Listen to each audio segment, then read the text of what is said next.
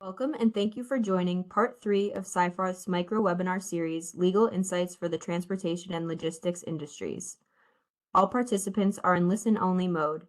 You are encouraged to submit questions throughout the program through the Q&A section located on the right side of your WebEx window. Any unanswered questions will be followed up by email after the webinar. For those interested in CLE credit, an attendance verification code will be read during the presentation. Please write this code down. It will not be repeated and is required for CLE credit.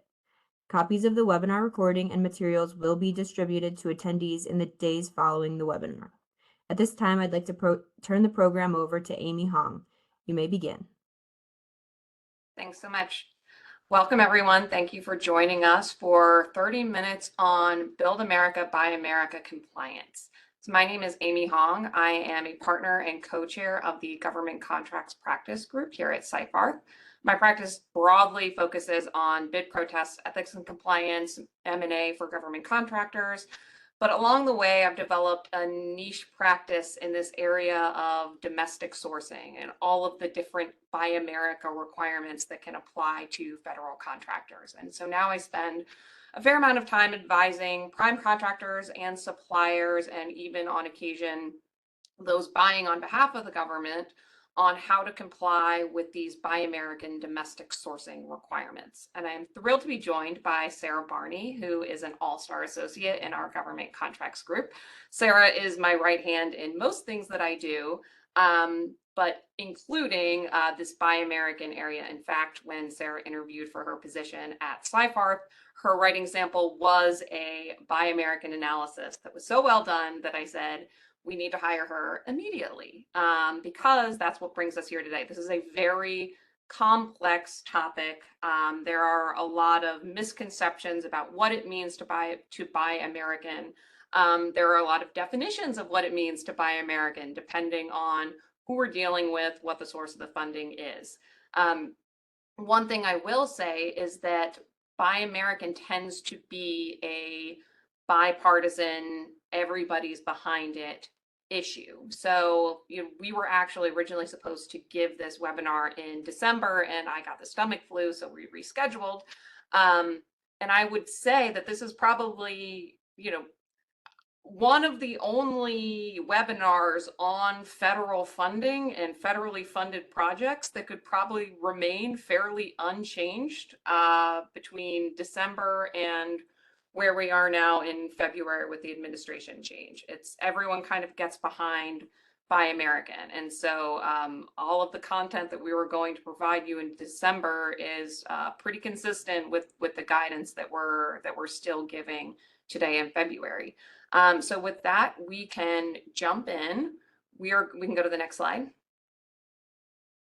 So we only have 30 minutes, so we're going to keep it fairly high level, but in that time, we're going to give you an overview of Build America, Buy America specifically, because that's kind of the main regime we're talking about when we're talking about federally funded transportation projects. But then we're going to take a step back and explain how Build America, Buy America fits into the rest of the domestic sourcing regimes, because it's important to understand where Build America, Buy America fits in so you can understand when it should be applying versus when perhaps another regime should be applying, or when somebody is trying to push the wrong regime down onto you. And then finally, we're going to wrap it up with some best practices for BABA compliance. Really, they apply to any kind of domestic sourcing or Buy American compliance, both if you are, for instance, the prime contractor or the grant administrator, or if you are lower down in the supply chain. So with that, we can get started, and I will turn it over to Sarah to talk about Build America, Buy America. Absolutely. Thank you, Amy. So I will be starting with a high-level overview of Build America, Buy America, or BABA, as we will be referring to it throughout. BABA was embedded in the Infrastructure Investment and Jobs Act, which was a 2021 bipartisan spending bill. BABA established certain domestic sourcing requirements for any articles, materials, or supplies that were used in infrastructure projects that received federal financial assistance from a federal department or agency. Obviously, there are a lot of terms of art and concepts to unpack within that high-level requirement. So starting at 10,000 feet, BABA requires that if you have an infrastructure project that is using any kind of federal financial assistance, certain enumerated categories of supplies and materials must be, quote, produced in the United States. So moving us down one more level to kind of where does BABA apply? BABA applies to projects that have federal financial assistance. So this is in the form of grants from the federal government that are coming to state and local entities, or something that's more distinct from a direct procurement made by the federal government. What does it mean to be an infrastructure project? I'll touch on this a little bit more in the next slide, but BABA very broadly defines infrastructure projects and provides a couple hard and fast examples that definitely fall within the more traditional notion of an infrastructure project, but also leave a little wiggle room around the edges for areas that might be less traditional, but still subject to BABA requirements as an infrastructure project. And finally, what are the covered categories of materials that must be BABA compliant, and what does it mean to be BABA compliant for each of those categories? So BABA established that for iron and steel, manufactured products, and construction materials, if you are supplying these for one of these infrastructure projects, these categories must be produced in the United States. OMB guidance has carved out more specifically what it means for each of these categories to be produced in the United States. But something that will set BABA apart from other regimes that Amy talks about is the fact that for each of these categories, there's a very specific definition and sometimes sub-definition of what it means to be compliant. Next slide, please. So starting with what is an infrastructure project?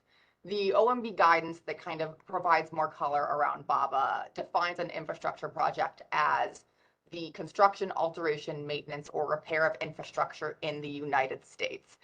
Obviously, that leaves a lot of wiggle room around what is an infrastructure project that could be subject to BABA.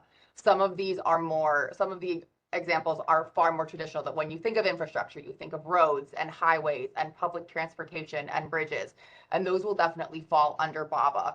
But OMB has also indicated that infrastructure doesn't have to be the primary purpose of a project for BABA to apply.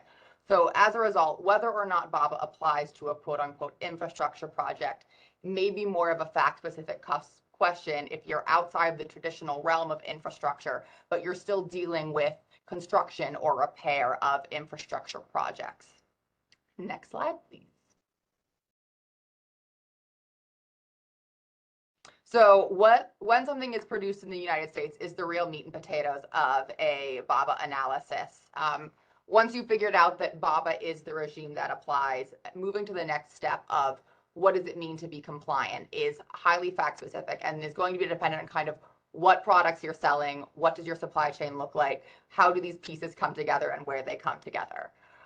So these three categories set out are specifically defined. So what it means to be an iron and steel project versus a manufactured product is defined by BABA. But notably, BABA has also established that for compliance purposes, all products should be fit into one of these categories. When you're looking at compliance, you're only going to pick one of these from the menu to comply with. That sounds like it would be really helpful and really clear cut, but I'm sure all of you can think of off the top of your head a product that you create that isn't clearly a construction project or construction materials. That isn't just one thing, that requires bringing together of multiple things. And sometimes that does fall cleanly under one of these boxes, and sometimes it requires a little bit more analysis. So starting with iron or steel, an iron or steel product is defined as a product that is wholly or predominantly made of iron or steel or a combination of both. And to be manufactured or to be produced within the US, an iron or steel product must be manufactured in the United States. And that's from the initial melting stage through the application of coatings. And I think something interesting about the iron or steel product definition is it's very focused on where these manufacturing processes are happening, but doesn't necessarily create any restrictions on the origin of the raw materials for the iron or steel. So I think as you're starting to think through domestic sourcing, I think it can be easy to throw the baby out with the bathwater and say, oh my gosh, everything has to be United States.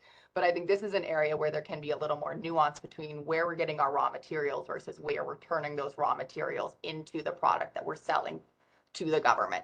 And I will correct myself because you are not selling it to the government. That would not be BABA that you are providing for an infrastructure project. Moving to manufactured products.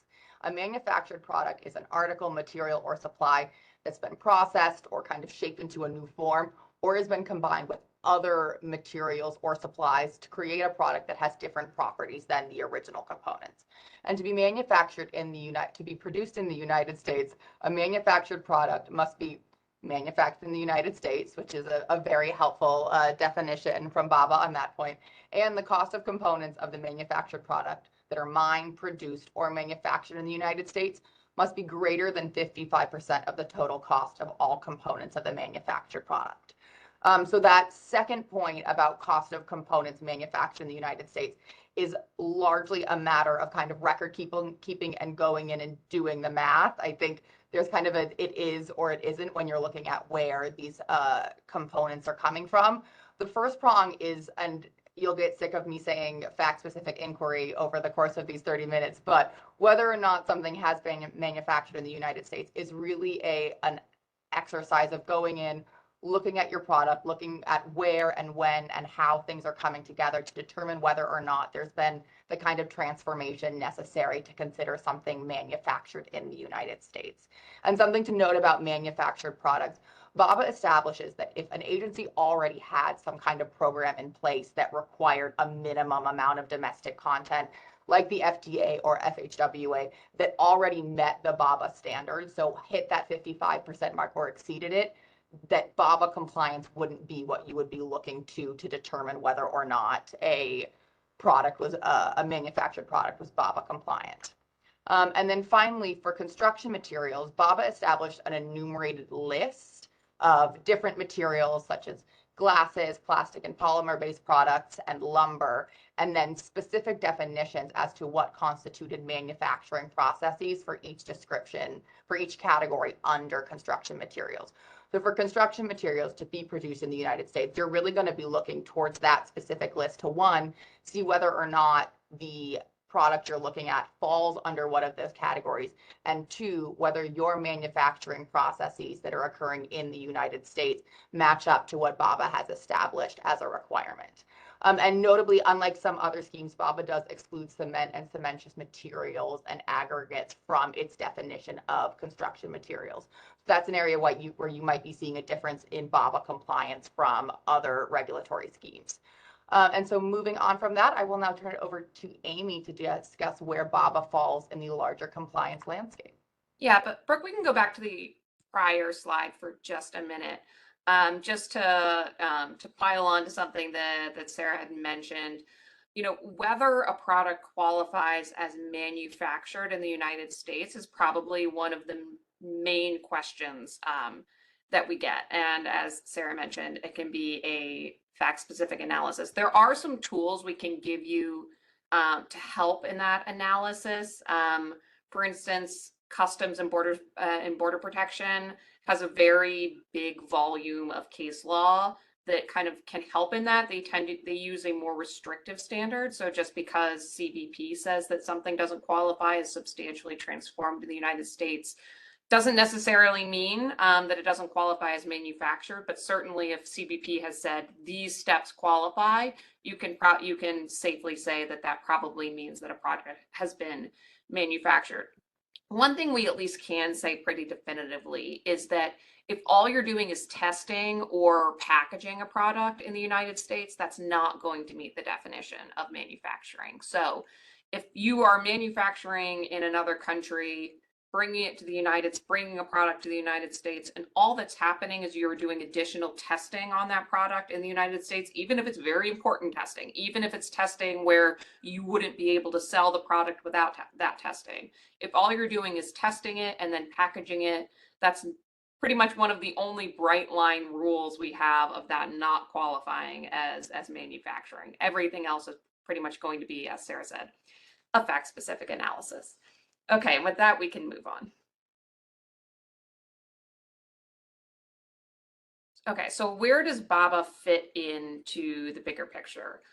Number one question we probably get, besides was our product manufactured in the United States, is a more general, is our product Buy American compliant? Sarah and I get this question a lot, and our next question always has to be, which Buy American are you talking about? Because there are a lot of different domestic sourcing regimes. So here are just kind of a couple of, a limited list of regimes or rules or regulations that people might be referring to when they say, is your product Buy American compliant? So just to take a couple of them, if you go to the bottom right-hand corner, for general grant regulations, aside from federally funded infrastructure projects, OMB guidance has a general use your best efforts to try to source domestic material. Not much teeth to that one. On the left-hand bottom side, you have DOT's Buy America requirements. So these have been around much longer than the Build America, Buy America requirements, and have long applied to projects that were federally funded by the Department of Transportation, but might be more state or local projects that were funded by DOT. And we'll talk a little bit more about that one. And then at the top left, the Buy American Act is another one we're going to talk about. This is one where this is the regime that's going to apply if you're selling directly to the federal government. And it's similar to Build America, Buy America, but not exactly the same. And all of these are going to, as I said, they're going to apply differently. And their application is going to depend on the source of funding, whether that is, even if it's all federal dollars, it's going to depend on whether you're talking about a federal grant versus a federal contract. And it's going to depend on what is the purpose of that federal grant, as Sarah said. If we're talking a federally funded infrastructure project, you're going to be looking at BABA. If you're looking at something that doesn't qualify as a federally funded infrastructure project, but is otherwise funded by U.S. Department of Transportation, you could be looking at Buy America. Or if you're looking at a federally funded project that actually doesn't have anything to do with infrastructure or transportation at all, you might be looking at just the kind of general use your best efforts to Buy American where you can. But we're gonna dive a little farther into a couple of these because I think it's important to understand how and when they apply so you have a better understanding of which requirements could be applying to your specific project. So next slide. So this is Buy America, no N. There's a difference between a Buy American Act and the Buy America Act. So with Buy America, without an N, we're talking about federally funded transportation projects funded by the Federal Department of Transportation and generally flowed down often to state and local departments of transportation. These rules have been around since 1982 and require that iron steel manufactured products used in transportation projects funded by U.S. Department of Transportation be manufactured in the United States. And again, the regulations dive a little more into what it means to be manufactured in the United States. However, when these rules were passed, there were some pretty significant waivers put into place. If application of these rules were inconsistent with the public interest, if domestic materials were unavailable, or if they increased the overall project contract cost by more than 25%. Many of these rules were focused more on iron and steel necessarily than manufactured products.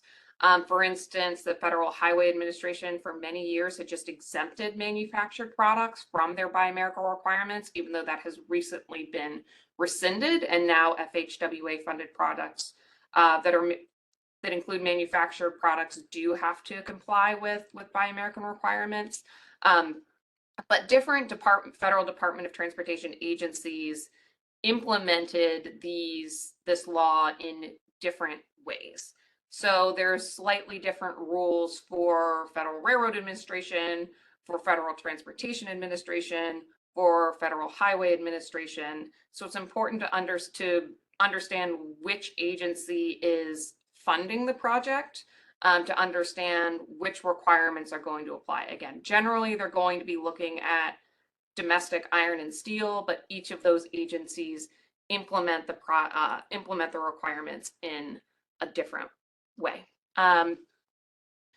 So we have a question that is relevant to this slide, which is that if another agency standards for components applies, like Federal Railroad Administration, do you use that statute or do you apply both BABA and the FRA statute? So that's a great question. And when BABA was implemented, there was a lot of discussion about, well, what if agencies already have their own domestic sourcing rules? And so when it seems like both BABA or another agency's rules should apply, it's important to look at what that specific agency has said about application of BABA, because the general standard for BABA is if another agency's rules are already as stringent or more stringent than BABA, then the agency can keep its own existing rules. If that agency's restrictions are more lenient than BABA, then the agency has to level up to BABA. So I don't know what FRA's specific stance on that is. For instance, Federal Highway Administration had taken the position that its rules applied except when it came to construction materials, because it had not previously applied its requirements to construction materials. And so you were dealing with FHWA's regulations for everything except construction materials, and then they had to implement BABA-like requirements for construction materials. So I would say that you could certainly look to other agencies as guidance for what qualifies as a component, but it's really going to be either BABA should be applying or that other agency's requirements should be applying. And I think that if you were in a gray area in terms of BABA wasn't super clear on whether how certain standards apply to a component, you may be able to look to that agency standards for guidance. But you wouldn't be able to just simply apply that agency's standard if BABA applied and BABA said something different about what qualified as a component. A great question. All right, we can move on. Okay, so we've been talking about DOT and we've been talking about federally funded projects. So those are grants. That is, the federal government has given usually state or local governments money to fund local infrastructure projects. Now we're going to be switching gears and talking about Buy American with an N. Buy American with an N applies when an agency is directly purchasing goods or materials or construction for the agency's own benefit. It's not always a clear standard, but generally speaking, if an agency was providing money to a state DOT to build a road, that would be almost certainly funded with a federal grant. If that same agency was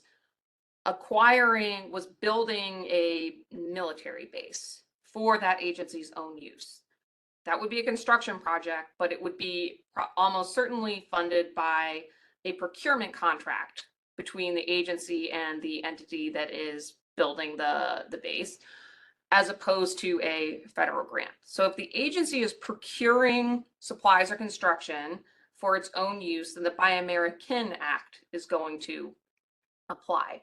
For Buy American, similar standards to BABA, but not exactly. You still have this idea that if you're using iron and steel products, that those must be manufactured in the United States. And if you have manufactured products, you also have this kind of two-part test of has to be manufactured in the United States, and a certain amount of the content of that product has to be domestic content. However, there are some differences. For instance, with BABA, you're dealing with 55% domestic content. With Buy American, you're dealing with 65% currently domestic content, but that is also a number that is going to change. Up until 2023, it was 60%. Now it's 65% through 2028. And then in calendar year 2029, it's going to jump to 75%. So this number fluctuates, whereas BABA stays the same at 55% domestic content. It should be relatively clear to you if you're a supplier or a construction contractor, which of these regimes is applying. If you are performing under a federal grant, you're going to see references to OMB guidance. You're going to see references to 2 CFR Part 200.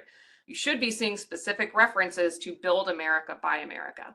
Whereas if you're a supplier or construction contractor and you're performing under a federal contract, you're going to see federal acquisition regulations, so FAR or DFARS regulations that start 52.2 something or 252.2 something. You're usually going to see a specific agency and customer. So if it's not clear, certainly ask. But if you take a look at your documents, you should be able to figure out which of these regimes apply. You can go to the next slide. So this is just a quick breakdown in terms of, as I mentioned, there's Buy American and then there's Build America, Buy America. They're pretty similar in a lot of ways, but this just highlights a couple of the ways where they're the same and a couple of the ways where they're different. And with that, we can move on. And I will turn it over to Sarah to start us off with our best practices for BABA compliance, or really any Buy American domestic sourcing compliance. Absolutely. Well, now that we've given you the BABA landmine field, we are going to give you the best ways in our experience to navigate through them. So starting with a point that Amy made earlier about reviewing your RFPs and contract documentation so that you're clear which scheme applies to you and what your BABA requirements are. This is especially important when you're maybe a lower tier contractor who might not know the exact source of funding or be able to tell on your own based on your documents whether BABA should or does apply. So that also might require you making requests up the chain so that you have your documentation of what the requirements are and whether or not you're complying with them. This also is an area where you want to be sure you know exactly what scheme you're dealing with, that sometimes language can be a little squishy about being Buy American compliant. And as Amy indicated earlier, sometimes these umbrella terms are used for far more specific domestic sourcing schemes. So you want to be sure that you're not kind of rubber stamping, yeah, Buy American compliant because you're compliant with one Buy American scheme when that might not necessarily be what's actually applying. Moving forward to communicating the need for a BABA waiver to the recipient as early as possible and not certifying compliance if you know you can't comply. I think this is a pretty straightforward one in terms of if you know you can't comply, do not represent that you can, and be sure that you're giving yourself as much lead time once you realize BABA applies and you're going to need to make any kind of certifications. Amy and I very often consult with clients on what a certification should look like, what you should be certifying to. And so that's something where it might be worth reaching out to your outside counsel or your GC to be sure that the language that you're using is consistent. Moving forward to the consequences of non-compliance with BABA. So BABA, in addition to being a larger regulatory scheme, is normally baked into contracts as a contract clause. And as a result, failure to comply is a breach of contract in many instances that could result in you taking on the cost to remove and replace non-compliant products, or additional, more traditional contract remedies on the government side of termination, or seeking, in this case, because there's federal funds involved, potentially False Claims Act charges due to the fact that you made a certification that was incorrect. False Claims Act liability stems from any time you make one of those representations to the government that you did or did not do something. And with that comes this issue potentially of debarment or suspension, which can impact your ability to do business with the government in future procurements, both in the grant and the direct procurement space. So that's something you want to be keeping your eyes on. Next slide, please. And then supply chain considerations. So as we have indicated earlier, that how BABA classifies different products is a matter of a high amount of analysis. It's not always clear cut. Sometimes you have something that falls under the construction material category that's combined with other non-construction materials, and it leaves you the open question of, am I complying with the construction material standard, or am I complying with the manufactured product standard? And that can have some pretty drastic impacts on what your compliance obligations are. For example, are you only focused on where the manufacturing is happening, or do you need to have this certain domestic component percentage process? I'm cognizant of time, so I will move through these. I don't want to hold up anybody, but I want to be sure that we're giving you these like juicy bits at the end. Things to be sure that you are keeping an eye on is the distinction between where a supplier is located. So just because they're a foreign company or an American company doesn't necessarily mean that that's where their products are coming from. And additionally, keeping strong records regarding BABA compliance. And so that would be documentation of where your supplier is located, where supplies are coming from, and what you're using to support your computation of total cost for the purposes of that cost of component analysis. So the final point about establishing a robust compliance program, we at Seyfarth have spent a lot of time looking at compliance programs and have written a book about both Buy American compliance and other more general government contracts compliance. And we are going to be giving one of these away to the first person to email me, Sarah Barney, SBARNEY at Seyfarth.com. That's SBARNEY at Seyfarth.com to send you a free copy of our book so you can read up on not only Buy America compliance, but all the other hoops that you have to jump through as a grant recipient or government contractor. Next slide. All right, and I think in the interest of time, we will just jump to the CLE slide.